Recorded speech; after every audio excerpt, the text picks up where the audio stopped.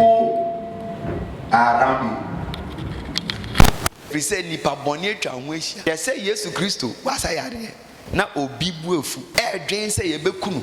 Kwan ben so yemfa ne mfa so. Kwan ben so ne yemfa ne mfa so. Ye frɛ wɔn evil people.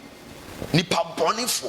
Eda abehu se wa tondum pa the movie powerful. Che say kobon pa bebre. Ana ase che am ka timasi. Because nipa na omani age ade no ho no.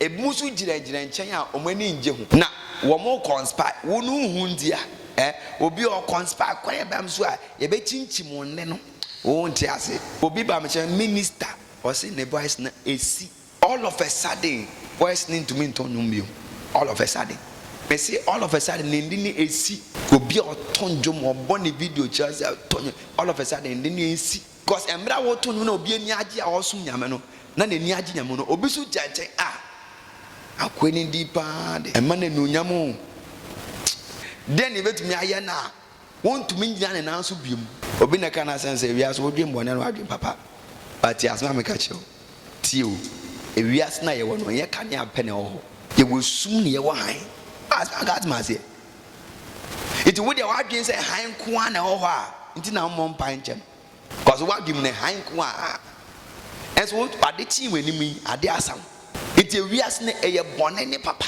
ene wo ene ye wo eye sum ni han ene ye wo iti we ya den ya esum twa ho ahia nipa bonfo twa ho ahia e wo nipa mo pe odamfo e wo nipa on pese wutim pejada e wo nipa on pese wani mbegu asesa e wo nipa tisa nipa mo ne bonsama o ma chechi mo ntuma bonsam ne de ya no se pa se e betumi ama wo rise de obwa nti asese wotumi bom paiche ti uhu obi na wo bom paia cha enye breakthrough wenya wo bom pais ne be yo be sustain no ho anuma 2 e kire se what yase se nipa bom fire den etwa ne ho ahia eni ti na se wo fom obi amfiu wiase na yete no se pagya ya obi amfiu wo de hade wo mo pagya wie mpo pembo mu nya ne ntamsi obi a oni bi eni ti na Joseph ono ane nuanom se ade ti na wo ye mu na wo kwa wo so dai sa naka oye nua de se ko waso dan na dan ne papa ye support no wo monti asese o do be pagya ni papa kura say he nti wo dan ne pese kire say ye nya ba beto koto wana omo tiny bana o pagya no ade ase because ye pese wo ye te say ye nya ye nyina ye ntena class 1 ade ntina pese wo free pie nti wo problem ane say wo pese wo ye kase wo pese wo dance there be a man okay and nothing else obon paye beche ese obo long prayers ayesa sa ni das one sa nia wo pese won saka ni ade na emma you must pray and you must pray for long. Bible say Jesus he had to pray with cries and tears unto God who was able to save him. Yes, Christo bomb pie the soon bomb pie Hebrews chapter 5 verse 7 or bomb pie say the beya nyankopon betumi agye ne obegye ne krafi owum won ti ase a de bia how the paititia na ape paititia na ape am de me bomb pie am bomb pie titintin yo de ya pensa gina hwa Yesu na Yesu etio nti wo yeso ada okra o de Yesu na na nyame madi ameton omodia na boa na mane nkowate we de mini Yesu di nkomo kakra be 2 minutes na mawi wonti awra bas wonti ase obi da mountain top tiem or bomb pass urade be ne moa because nyamo ni pe twa ne ho ahia no se nyame na wo ye fa na ko de ye hanam ye den e ma wonsi na ka ye krant mi ndwane emfri fidin sumfo na ne fidiem ti na je say fidin sumfo no ye woni pa fidin sumfo we have trap makers the hand for the souls of men ye woni pa omosum fidiem ma nipa kra nti David say erade je ne kra fidin sumfo efidiem ento ba so a je say fidin sumfo no David ne time pe no mo kai be time be so ti ase bi wa ebi wo ye mbre mu se ye woni pa mo ye fidin sumfo a omosum fidiem ma okra so meyi se anoma nti se wo mpempai bo a ye beyi se anoma wicked men because of wicked men. How can somebody do a miracle like that? and all that you will say is that I was angry. We are mad at this. Who in the days of his flesh, when he had offered up prayers and supplication with strong crying and tears unto him that was able to save him from death, and was heard in that he feared. It's about Jesus Christ. To Jesus Christ to bompai no su. We yesu nyaka was moye eyo. India yesu we yesu nyaka was. O face face to face. Na ne gifo pe Ewurade. Nti yeso bompai se Ewurade. Ade a me komi asem bie ni ho asem. Obre a me ko femi ma me mpie mfirim. Na wa bompai so keke wo bompai na wo su.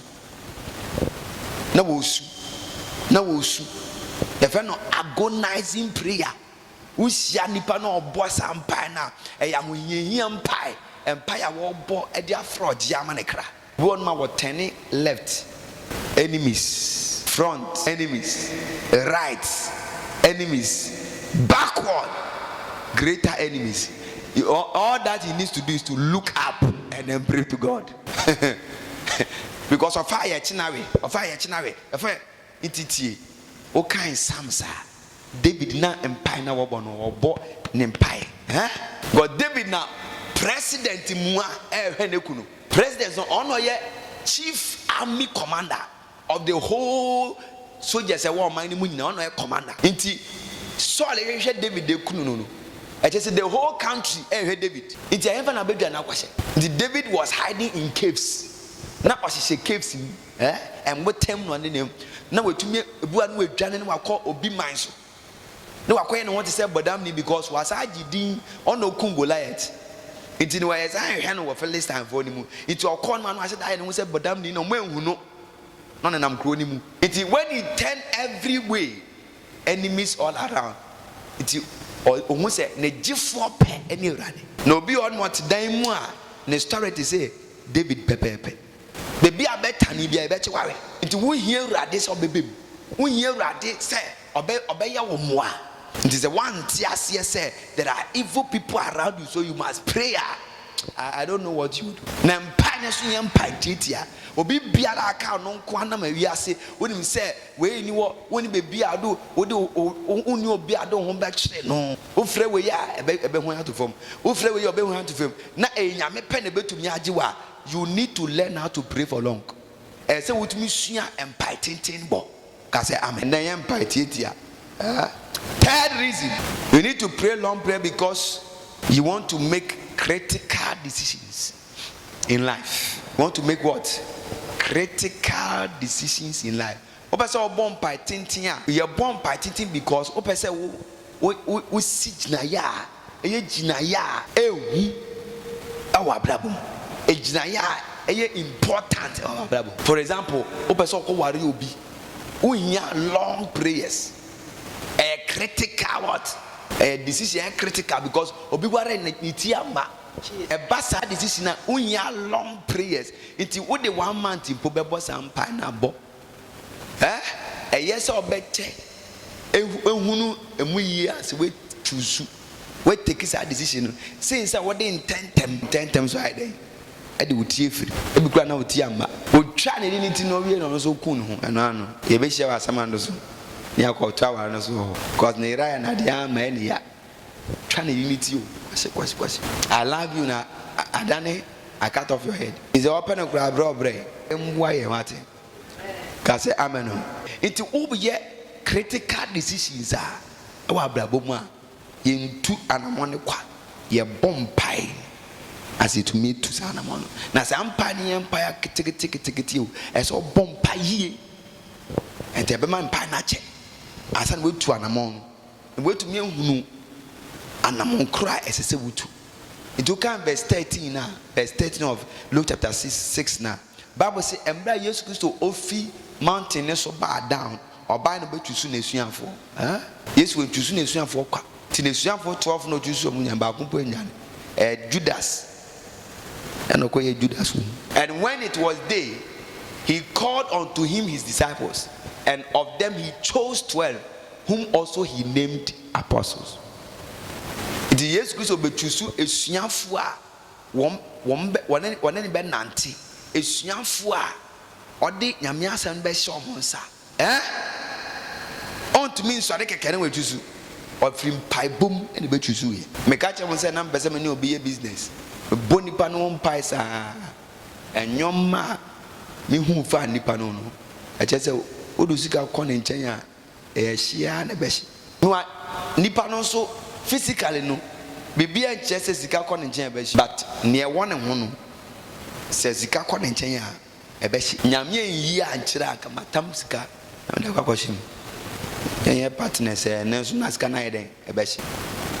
If any critical decision this hard decisions are no unyam pai awa mpai tintin when sua how ye bom pai tintin enja nyame anim antwen nyame anim a unim ya e be ma na wotu ana mon tentem ye fa ni hasty decision ya u feel ya no we take u feel ya no we decide u feel ya no we to ye mistakes there are sort ne be bom pai bi okra na ye asore nko abesha bom pai sa ne wrade nchira okwan ya den two answer a kwanya fast ones na betuma kopa so na bompai rade yesu Jesus guy bompai sa anajumu ni nyina bompai sa anye ya de che no asa bompai sa 2 days 3 days 4 days 5 bompai sa nyame be bie kwan nyame be kire wade de bi so nyame be yi nyoma bi a kire ube hu anamo ese wutu empeja hu anu we take ti me say critical because unya nyame se obebua no akwakodware.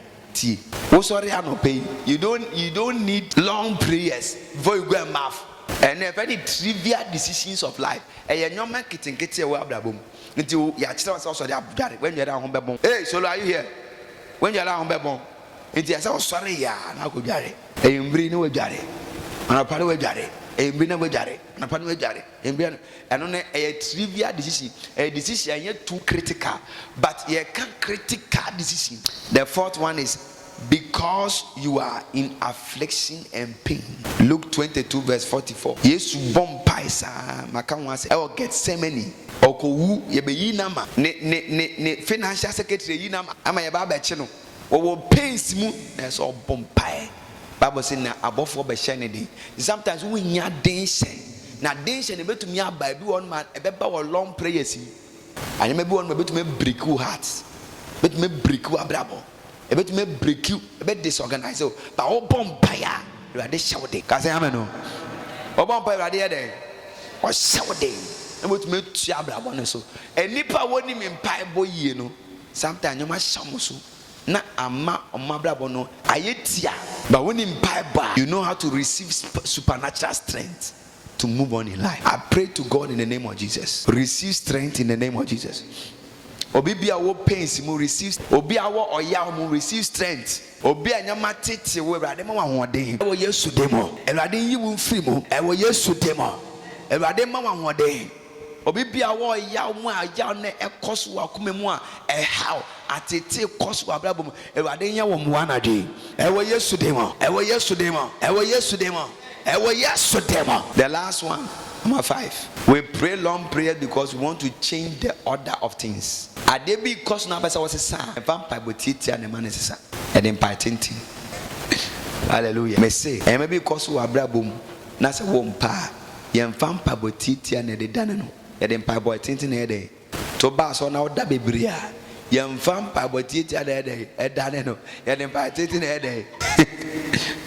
Because I habitual with that sa de bia woda na bon pass you ade mama menda bi oboa baza beda and then pie tin ne dane sorry break the whole night oba sorry I wona hello what are you talking about Jesus Christ ko ye ku say the bomb pie ye nyama bebre san ko bomb pie anajubu ni nya wa ko djuma kakra wa ko diwa betra hada djuma ko mema blogs problem say oti wo kra wo anko hwe wa ko bia o sada ebi ko ya abliko wa da sa kan o sada bi ni agima order o nyame asma say a problem the nyame asma ko so a order say how no when you agima o born from ada a problem say we break adibu say we hu say a problem na we break you fuse ni vampire botieti break here dem papa tete do ba so na order de bia nya da ko da sa unu say a problem break and I make us say unya papa tete na we break sa de no be because we abrabo mo mpe enye so betumi break sa de na unya papa tete problem bia wo mbia hu say ade we ase ache o mabrabo Unyam papa tintin ayde we break no. Enyam papa tietia pattern. Ase mehwe adin adidi so saa. Ebusua ni mu obi ensi dan. Wo hwe din ekoso saa. So betumi change saa de no. This a wo pompa ye eyam papa tintin. Ade ensi we busu mu da. Wo pese wo esi wo abrabom. Na wo so de abompa tietia. Meka ne print achew. Emfa. Go yenye ne saa. Wo de start say wo bompa bi ho empire ye ebusua mpai. Sa ade bi nkoso wo fie wo bompa say wo be free ase. Na ade na be possible. Se wan hwe ya ebetumi afrew ebetumi afrew kra e won samanfuom.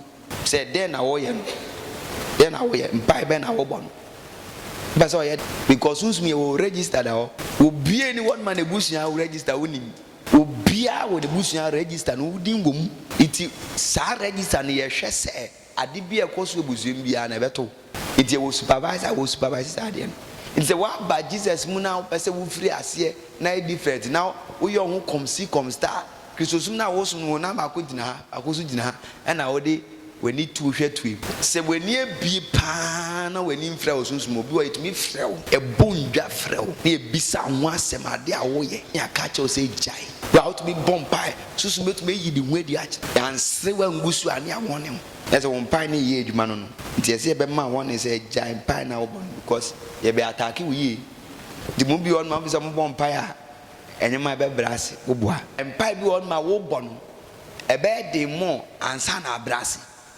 Because o frɛ fight, o frɛ talk. Ade ni dedi. O so wo pese o fiase.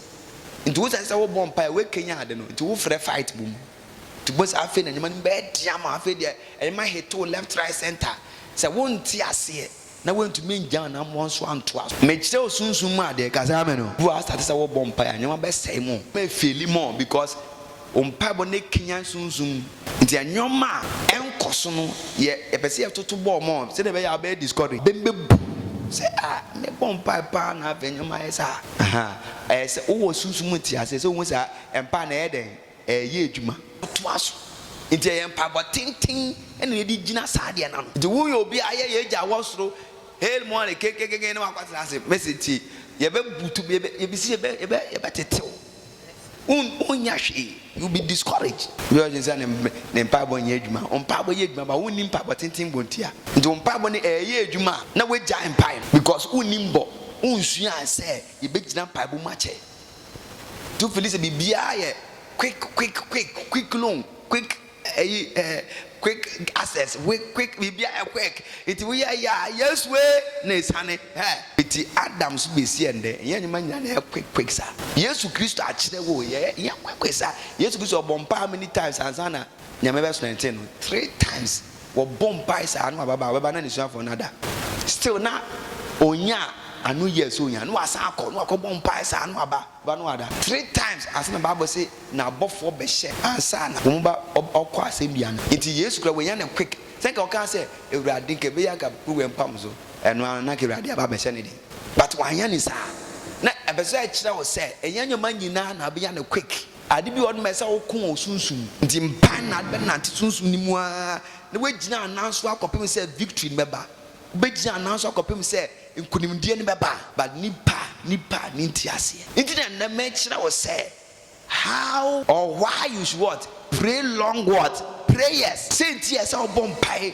empa usua pai a ye boche no senti a obosa esa usua pai bi sa na me kira wo it is a woni pai e bocha untumi ndane nyoma untumi sisa nyoma eda ho no ma pesa osesa no untumi sisa no ma bra botin fa ko na nim bese me sisa no ti Kristo ni uhia pa botintin wensua Yesu ni style ni bi amompa na dwobu ni nia bompa dade nyina bompa wo ye adwuma de be combine ayesa abegina fa bompa kabo say wada 2 minutes wada 3 minutes wada 2 minutes wada 3 minutes wada ha efi na ko wo de bia ka se yesrew